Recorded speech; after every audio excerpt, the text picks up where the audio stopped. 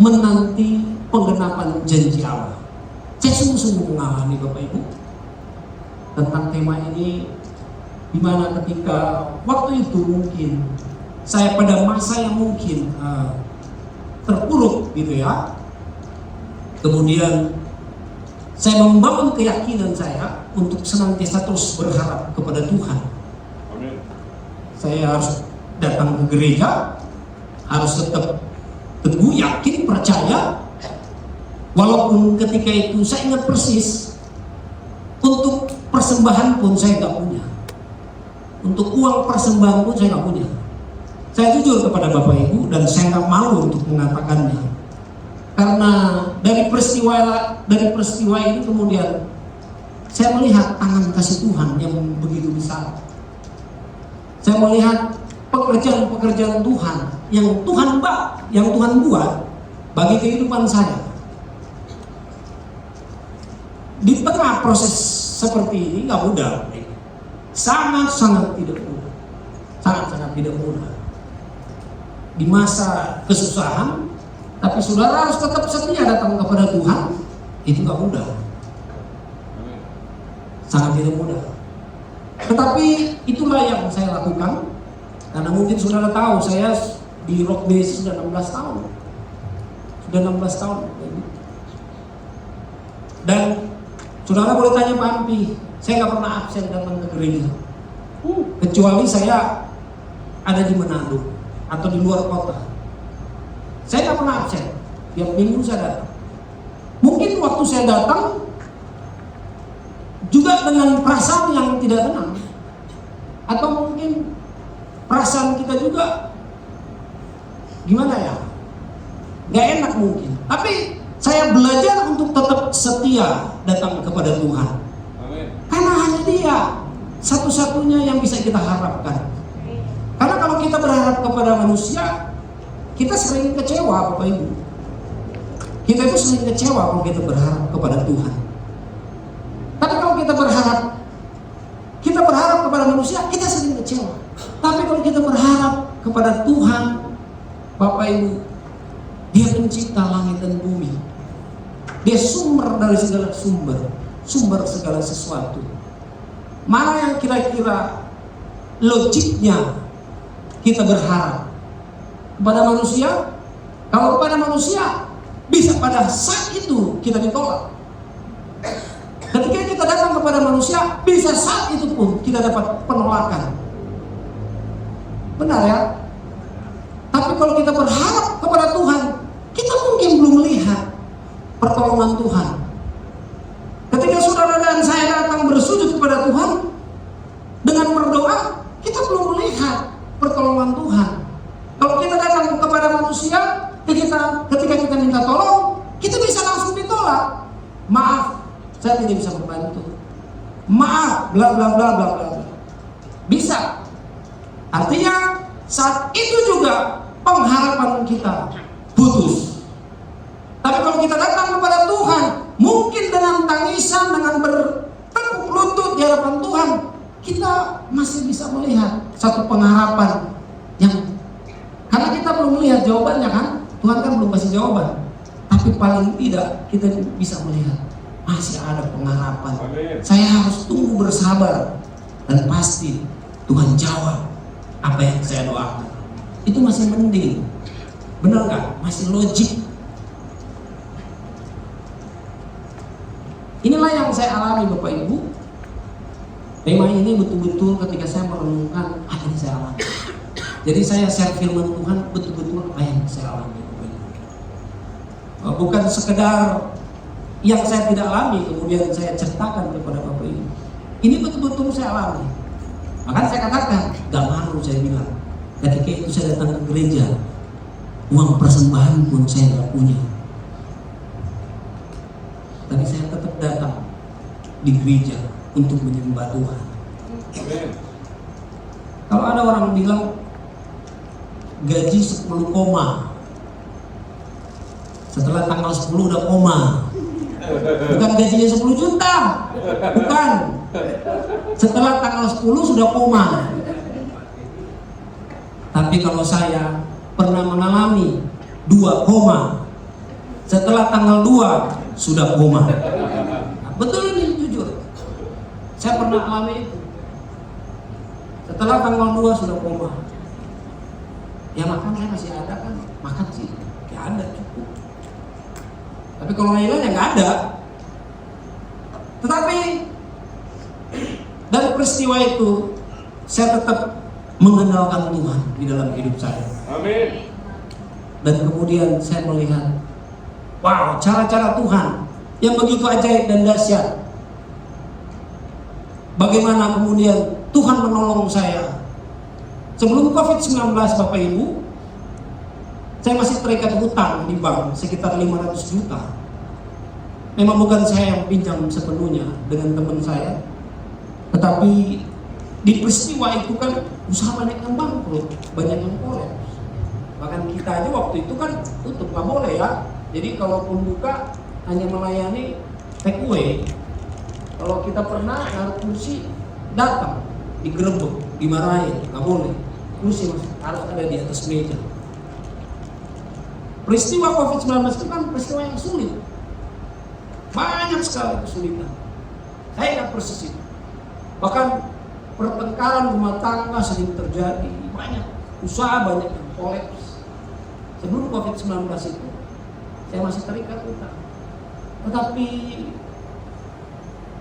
cara Tuhan luar biasa.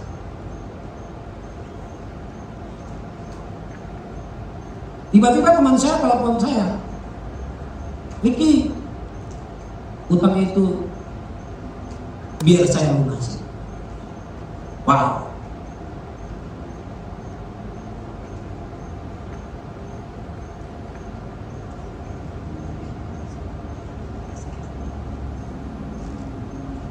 Saya kaget mendengar itu. Saya bilang, wah, terus nanti saya gimana dong?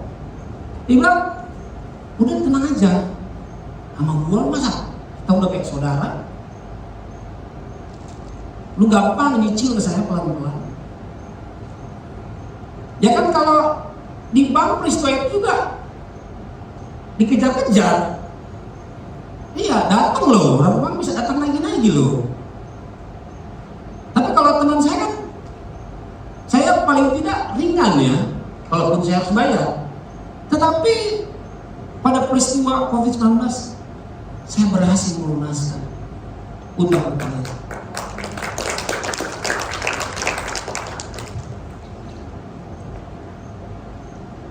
Inilah cara Tuhan bagi saudara dan saya.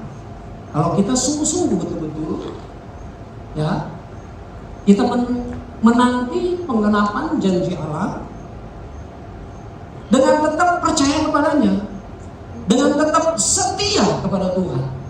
Saya mengalami, mungkin kita berbeda, ya, mungkin kita semua punya kehidupan yang berbeda. Tapi itulah yang saya alami, Bapak Ibu, yang akan saya bagikan bagi saudara.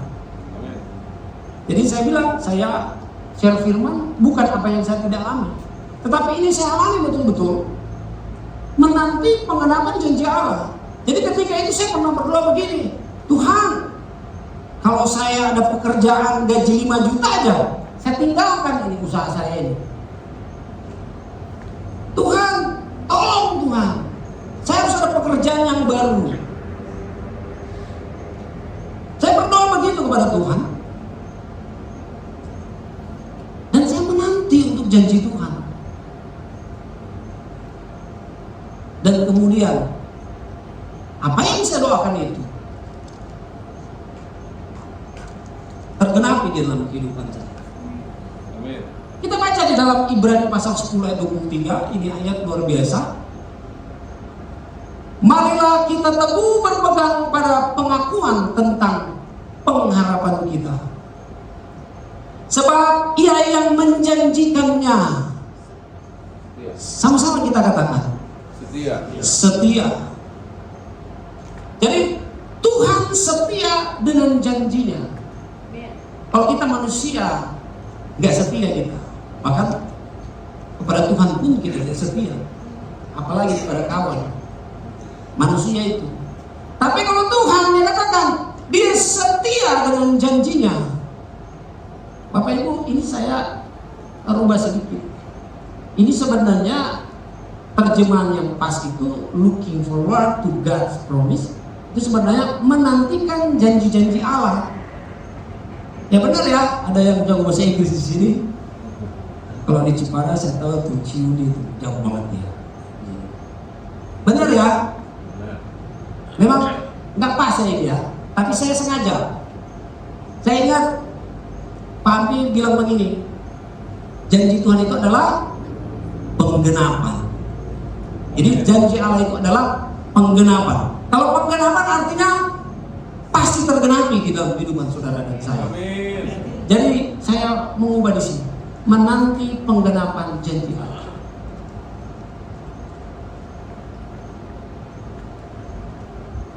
Baik. Nah, untuk menanti ada jarak antara janji dan bukti.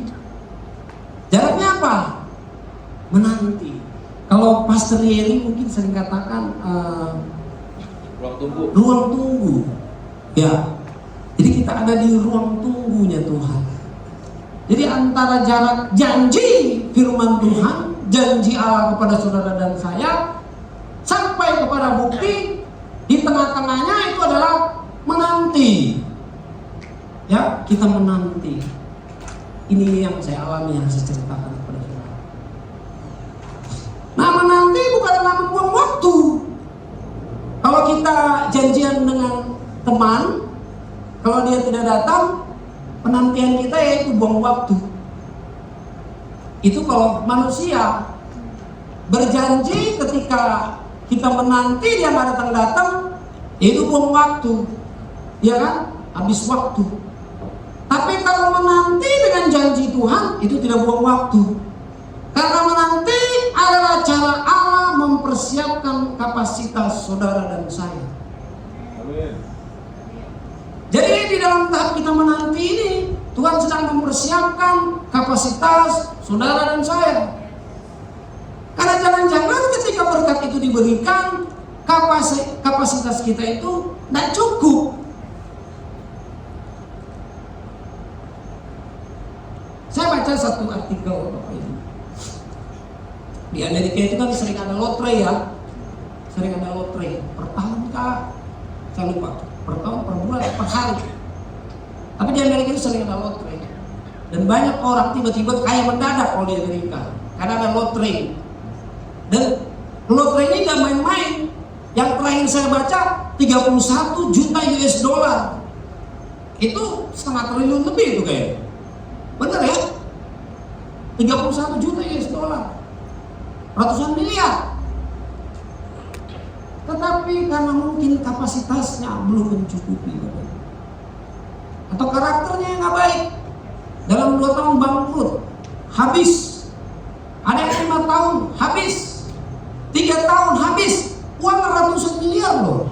Kalau sekarang kan kita, aduh, uang ratusan miliar, kita deposit aja udah 5%. Kalau kita taruh di saham, untuk dapat dividen aja udah 10%. Masih dapat capital gain lagi. Duduk-duduk, santai-santai, tidur-tidur, uang jalan terus.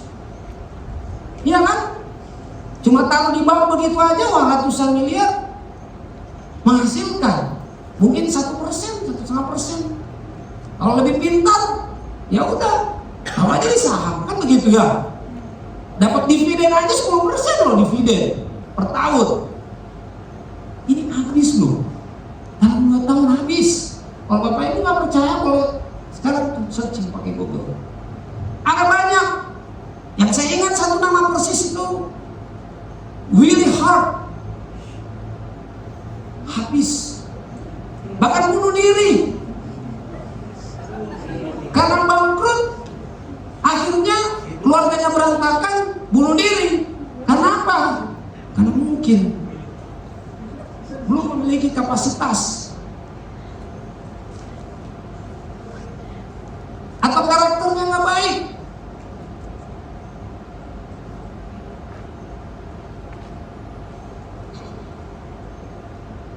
Ya, bisa. Nah, Tuhan tidak pernah terlambat. Dia hanya tidak ingin memberikan berkat dan saya berpikir gini, enggak, saya kok merasa udah siap, saya hidup udah baik, firman Tuhan saya udah jalankan, karakter saya sudah baik, tapi kok saya melihat orang itu kok usahanya semakin baik, semakin maju, semakin bertambah kaya. Kenapa saya kok belum? Padahal karakter saya udah baik. Karena jangan-jangan kita belum memiliki kapasitas seperti orang tadi, dapat ratusan miliar habis dalam 2 tahun. Habis hanya dalam 2 tahun. Karena tidak memiliki kapasitas. Nah, di dalam proses menanti ini, saudara dan saya, Tuhan sedang membentuk kapasitas saudara dan saya. Untuk supaya ketika Tuhan berikan berkat yang dia berikan bagi saudara, kita mampu mengolahnya untuk bisa menjadi berkat bagi pekerjaan Tuhan atau bagi sesama kita, bagi banyak orang.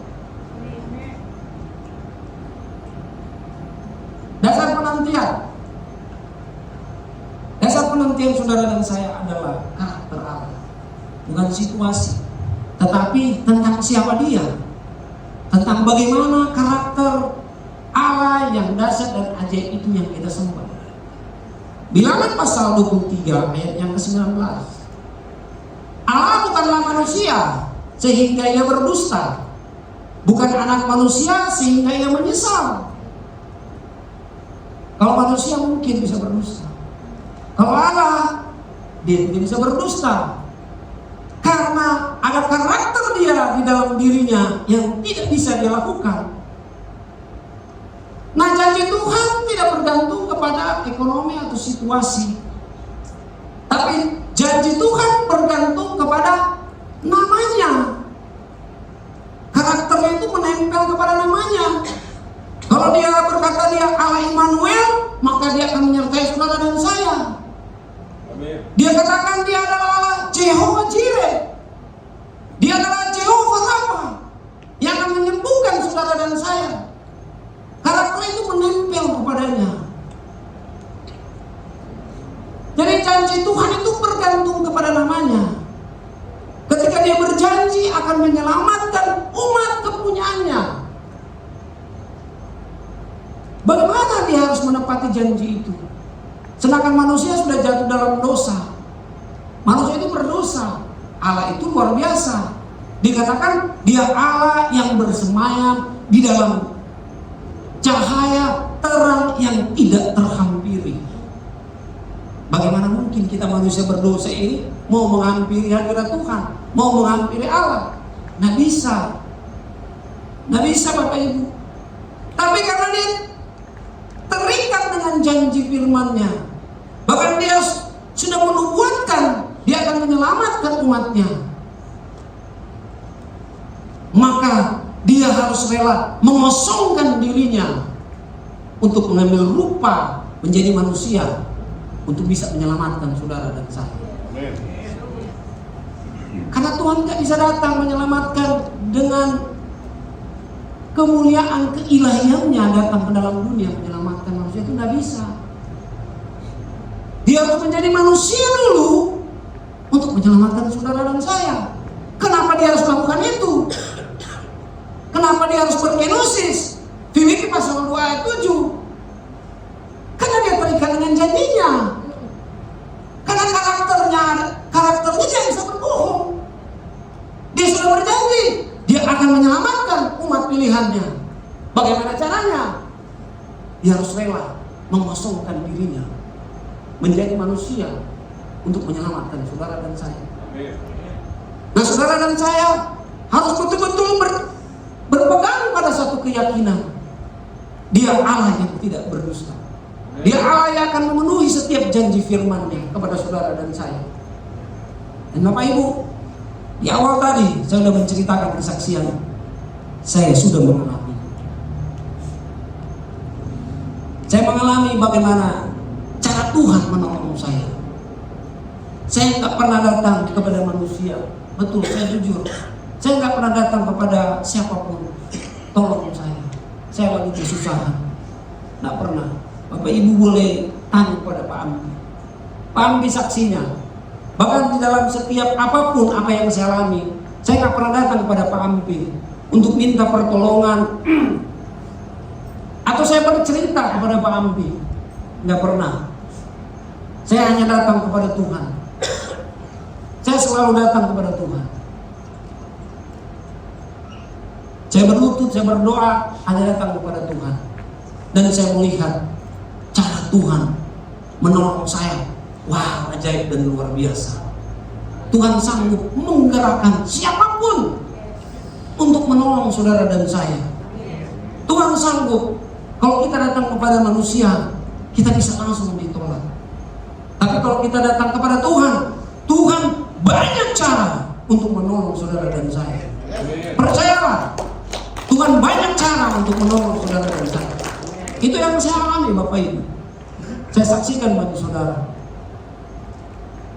Tuhan tidak pernah terlambat. Dia hanya tidak ingin memberikan berkat kepada orang yang karakternya belum siap. Bapak Ibu, ini ada satu ayat firman yang luar biasa powerful. Janji Tuhan adalah janji yang murni. Jadi di masa penantian itu Tuhan sedang memurnikan saudara dan saya. Bagaikan perak yang teruji 7 kali dimurnikan dalam api, dalam dapur peleburan di tanah. 7 kali dimurnikan. Artinya harus berulang terus menerus. Di masa penantian kita dimurnikan oleh Tuhan. Engkau Tuhan yang akan menepatinya. Dan dia Tuhan yang akan menepatinya. Karena dia terikat kepada karakternya.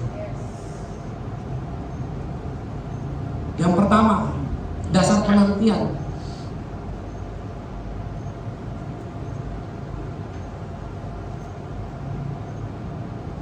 Bilangan 23 ayat 19, Allah bukanlah manusia sehingga ia berdusta, bukan anak manusia sehingga ia menyesal.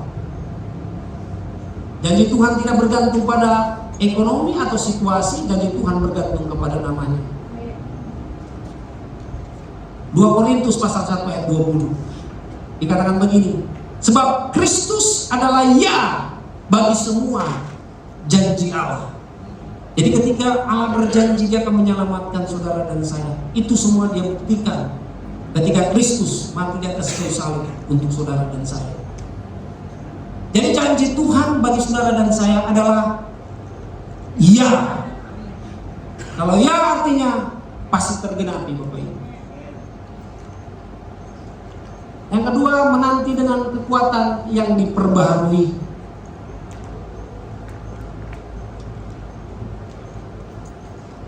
Yesaya pasal 40 ayat yang ketiga. Tapi orang-orang yang menanti-nantikan Tuhan mendapat kekuatan baru. Menanti di dalam bahasa Ibrani, kata yang dipakai itu adalah kava, Bapak Ibu. Yang diartikan itu melilitkan. Ya, jadi kata menanti di dalam bahasa Ibrani itu kava diartikan adalah melilitkan. Ya, seperti ular melilit sesuatu gitu ya, melilit mangsanya. Bapak Ibu, kalau di pasar saham Bapak Ibu, ya, orang yang berinvestasi di saham, salah satu metode, salah satu cara untuk mendapatkan keuntungan, mendapatkan cuan, itu tinggal mengikuti smart money. Smart money di sini itu tentang fund besar, institusi besar, atau dana asing yang masuk kepada suatu emiten, suatu kode saham, Bapak Ibu. Nah, kita itu tinggal ngikut doang, tinggal nempel aja, itu sahamnya akan terbang, dapat untung, dapat cuan. Ya, itu salah satu metode, Bapak Ibu ya, salah satu metode. Hanya ngikut doang, hanya nempel-nempel, ngikut aja. Tapi dalam konteks ini, konteks menanti, ya, kalau di pasar saham, ketika fund masuk, fund besar masuk, dana asing masuk, kita ngikut, kita tinggal sabar, menanti. Sebentar lagi dia akan terbang. Ya benar, ini benar. Sebentar lagi itu bisa terbang. Tapi kalau di dalam konteks ini, menanti ini lebih luar biasa, melilitkan. Tadi hanya ngikut kan, ikut aja terbang. Tapi kalau di dalam Tuhan, saudara menjadi pemenang, bahkan lebih daripada menang. Ketika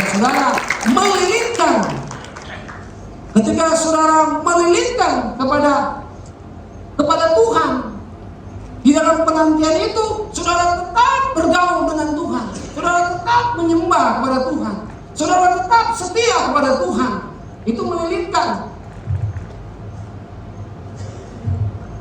Melilitkan hidup kita yang lemah kepada kekuatan Allah yang tidak terbatas. Jadi jangan saudara pergi daripada persekutuan dengan Tuhan. Banyak orang Kristen ketika ada persoalan meninggalkan Tuhan, meninggalkan gereja. Saya malas, gak mau lagi gereja-gereja. Apalah gereja-gereja itu? Apalah itu orang Kristen di gereja?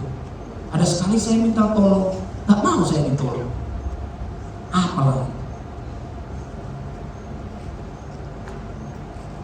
Jangan Bapak Ibu, tetap setia kepada Tuhan. Gunakan masa penantian untuk menyembah Tuhan. Di masa-masa itu, saudara menanti janji Tuhan, saudara tetap menyembah pada Tuhan.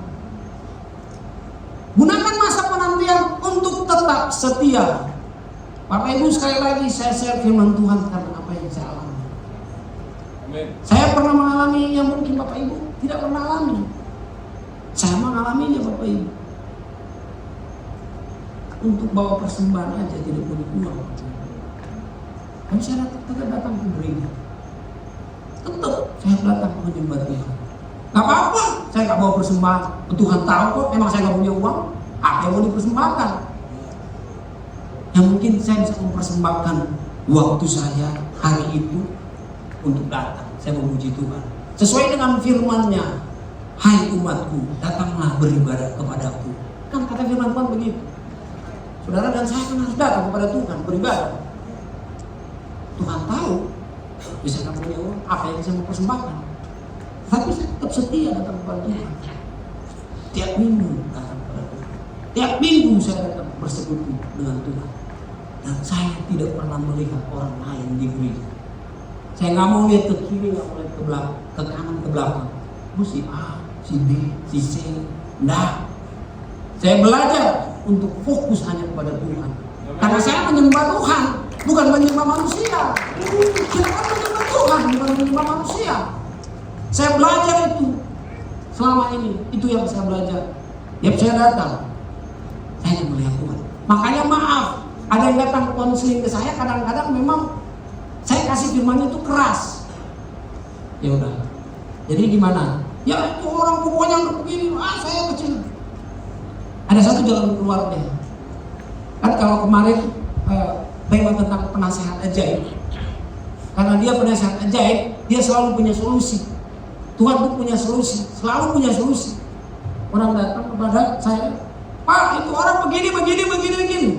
Oke, ada satu solusi. Apa? Kan kalau kedagingan kita mau orang itu datang, mungkin kalau perlu bertekuk lutut minta maaf kepada kita. Kan maunya kita begitu ya, kedagingan kita. Tapi saya bilang, ada solusinya. Hari ini kau lepaskan pengampunan kepada Tuhan. Hari ini mau saya doakan, lepaskan langsung pengampunan. Itu solusi yang terbaik dari penasehat ajaib. Ya itu solusi. Lu cara solusinya gimana? Mau datang orang itu bertekuk lutut minta maaf, nggak mau dia. Tapi kalau kita melepaskan pengampunan, selesai, beres. Urusan kita dengan dia beres, urusan kita dengan Tuhan beres. Itu solusi dari penasehat ajaib. Itu solusi. Jadi Bapak Ibu, gunakan masa penantian untuk tetap setia kepada Tuhan. Amin. Semakin lama kita menanti, seharusnya kita semakin kuat dalam doa dan persekutuan. Bukan semakin lemah di dalam keluhan. Semakin lama menanti, semakin dekat janji Tuhan tergenapi. Jadi semakin lama kita mungkin merasa, nah ini lama banget nih. Tuhan ini kok lama banget nih. Padahal sesungguhnya sebentar lagi janji Tuhan itu sudah mau tergenapi dalam kehidupan kita. Tapi kita nggak mau ada di masa penanti ini. Padahal itu sebentar lagi. Ini saudara pernah lihat nggak apa namanya ya, ada format GIF gitu ya, GIF gitu ya. Formatnya itu yang gambar cemen-cemen itu yang bergerak itu loh.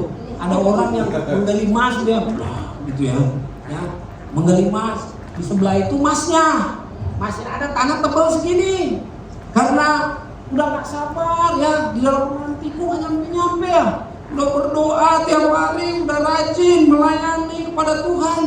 Kok janji Tuhan gak dapat datang nih? Ya kali terus, ya dia berproses terus. Sebentar lagi tuh ada di sebelah, kemudian dia menyerah.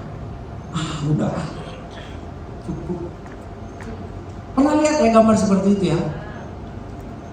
Semakin lama menanti, semakin dekat janji Tuhan tergenapi.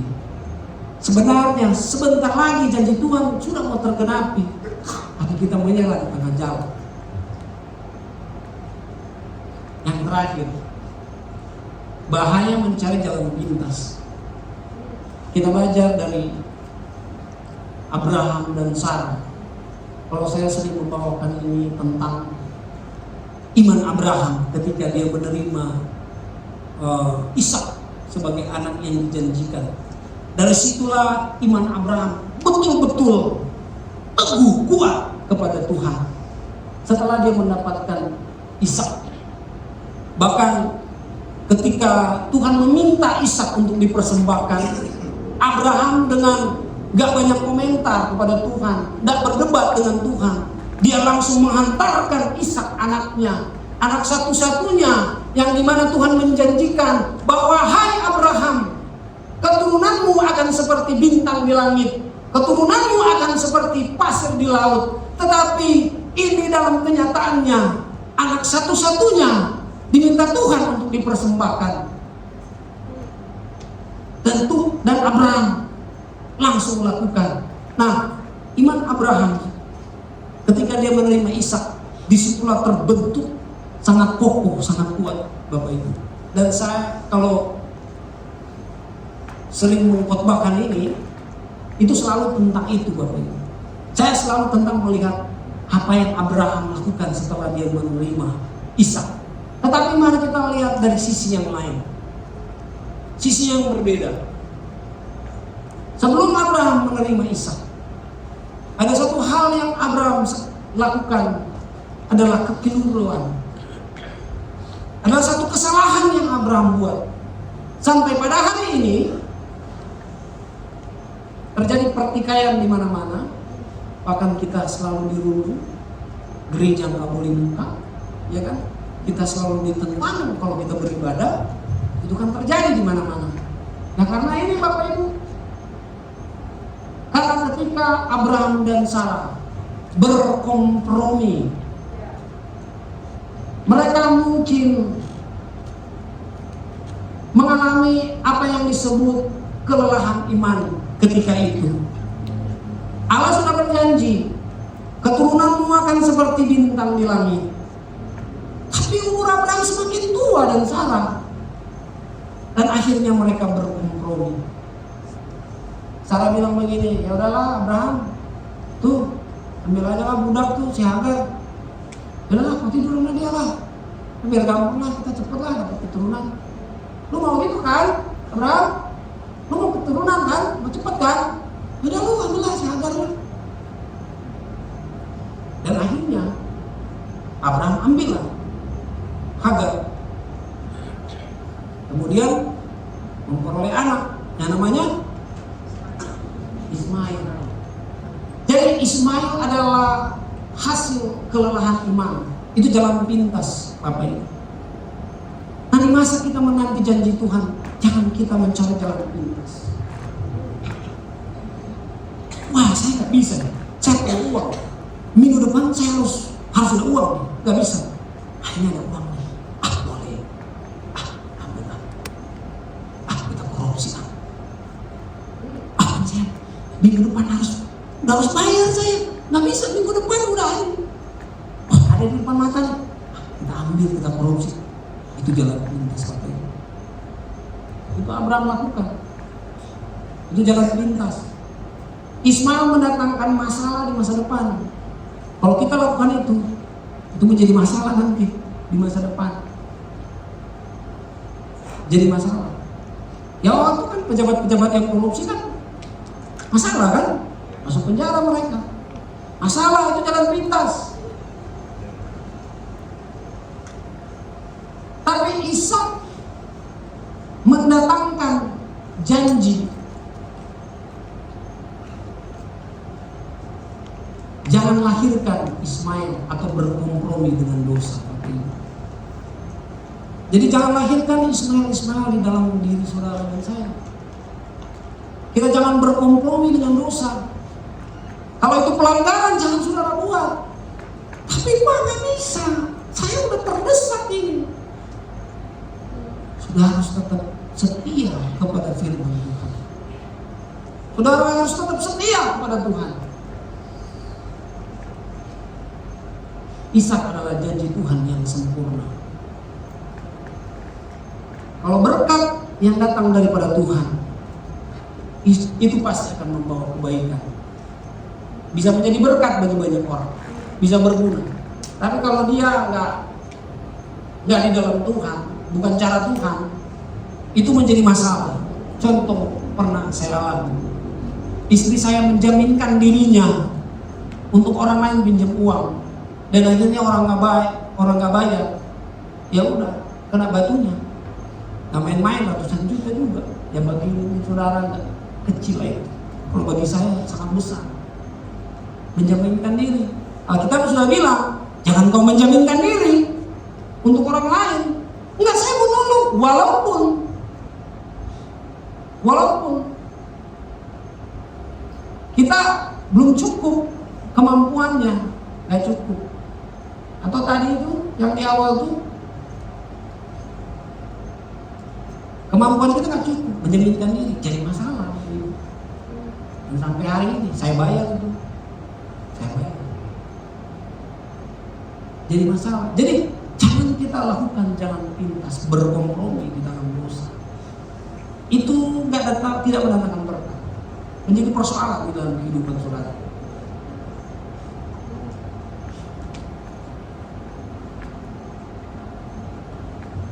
Lima menit lagi ya. Oke, mesti mulai menanti sampai akhir. Janji Allah itu seperti benih, Bapak Ibu. Dia bertumbuh di bawah tanah sebelum muncul ke permukaan. Ya mungkin ketika kita menanti janji Tuhan, kita mungkin hidup sulit mungkin. Tapi itulah proses Tuhan. Ya, seperti benih ditaruh dalam tanah, di dalam kegelapan. Bahkan kalau di Timur Tengah, kalau orang nanam buah kurma, itu harus ditindih dulu sama batu yang berat. Biar nanti kemudian dia berakar, kemudian keluar tunas. Wah, itu karena dia mengalami proses yang luar biasa. Jadi janji Allah itu seperti benih, bertumbuh di bawah tanah sebelum muncul di permukaan. Jangan marah kepada Tuhan. Periksa hati saudara dan saya. Mungkin janji yang Tuhan berikan belum tergenapi di dalam kehidupan saudara dan saya. Saudara jangan kecewa, jangan marah kepada Tuhan. Karena saya udah banyak melihat orang percaya kecewa kepada Tuhan. Bapak Ibu, kalau kita manusia kecewa kepada manusia lagi, itu wajar, manusiawi. Seperti firman Tuhan bilang kan, besi menajamkan besi, sesama menajamkan sesamanya, kan begitu ya. Tapi kalau kita kecewa kepada Tuhan kan, menurut pendapat pribadi saya, itu kurang ajar. Masih syukur kita dikasih nafas kehidupan. Iya kan? Kita mau kecewa kepada Tuhan, nggak logis. Kalau kecewa kepada manusia, dia manusiawi, logis. Kalau kepada Tuhan, dia pencipta langit dan bumi, dia yang berkuasa. Kenapa kita harus kecewa kepada Tuhan? Nggak logis, Bapak Ibu. Ada loh, banyak orang percaya dia kecewa kepada Tuhan, bahkan dia meninggalkan keimanannya. Bukan iman, percaya kepada karakternya. Karena Tuhan karakternya, dia bilang dia Allah Immanuel, artinya dia akan menyertai saudara dan saya. Dia Allah yang menyembuhkan, dia akan menyembuhkan setiap sakit saudara dan saya. Dia Allah yang memberkati, dia Allah yang akan memberkati kehidupan saudara dan saya. Itu karakter dia. Dan dia terikat dengan janji firman. Tetap setia, lakukan bagianmu dengan luar biasa. Dan Tuhan akan melakukan bagian Tuhan dengan dahsyat dan ajaib. Terakhir Bapak Ibu, banyak dari kita bertanya-tanya, apakah janji ini benar-benar buat saya? Nah, di dalam 2 Korintus pasal 1 ayat 20 tadi memberikan jawabannya. Selama kita ada di dalam Kristus, semua janji Allah adalah ya buat saudara dan saya. Masalahnya bukan apa, bukan apakah Tuhan akan memberi, tapi apakah kita mau terus berkata amin kepada janji itu. Jadi ketika janji itu diberikan, saudara dengan penuh keyakinan, amin, pasti tergenapi. Saya sembuh di dalam nama Yesus, amin, pasti saya sembuh. Saya diberkati di dalam nama Yesus, pasti saya diberkati, amin, saya diberkati. Pegang ini Bapak Ibu, jadikan pegangan dalam kehidupan saudara dan saya untuk kita memasuki tahun yang baru, tahun 2026.